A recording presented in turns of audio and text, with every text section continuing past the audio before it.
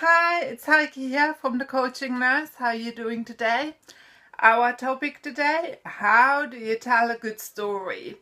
Why is this an important skill? Well, storytelling has been around for hundreds and hundreds of years. So before we had the internet and before we had technology, people would sit around, maybe a campfire, maybe at home, and they would tell stories to pass on their wisdom, to pass on the knowledge.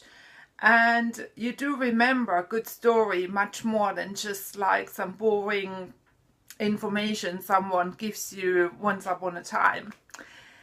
Anyways, it can help you build quick rapport with people coming for interview.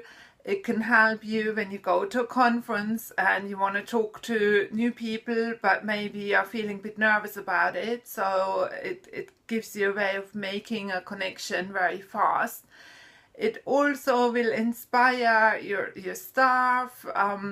Maybe if you're starting a blog and you want to tell a story about your first day at work, or maybe if you're targeting particular groups of staff to come and work for your place, you want to tell a story that relates to their situation.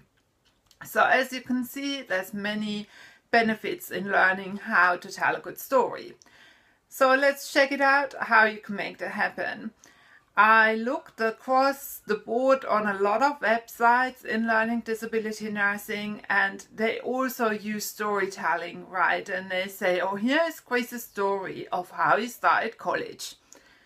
A lot of these stories are very flat, like they say, yeah, and then he wanted to go to college, he got a place at college, started going to college, all is good.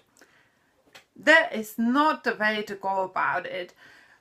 Your story needs to be a bit more exciting than that. So think of a challenge you had at any point in your life. Doesn't have to be work related right now.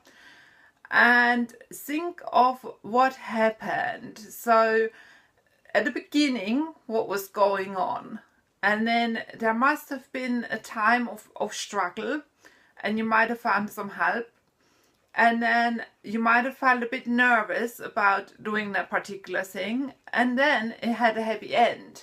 So, for example, one of my course participants was saying that before they came to the work in the NHS, they worked in IT, and everything was paperless, everything was electronic, and then they faced the paper mountains of the NHS, and they had to get used to it. And actually now she's training her colleagues to work in a more paperless way, and they're saving a lot of time and a lot of effort.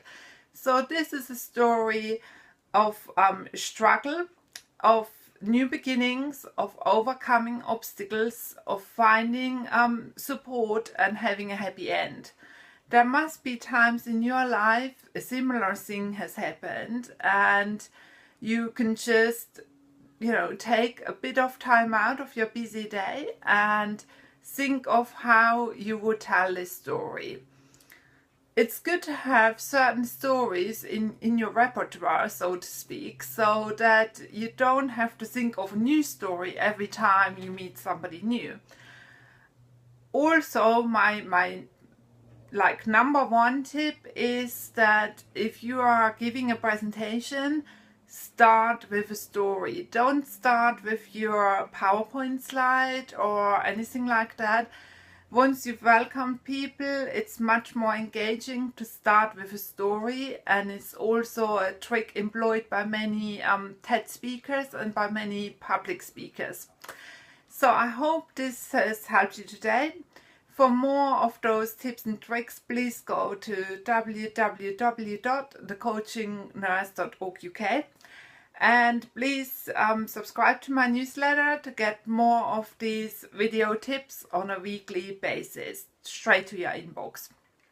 If you want some advice about storytelling for your particular situation, please contact me at thecoachingnurse@gmail.com. and I will respond to you as quickly as I can. If you enjoyed this video and you know other people who would also like to watch it, please share it on. And I hope to welcome you again next week for next week's video tip. Take care. Thanks a lot.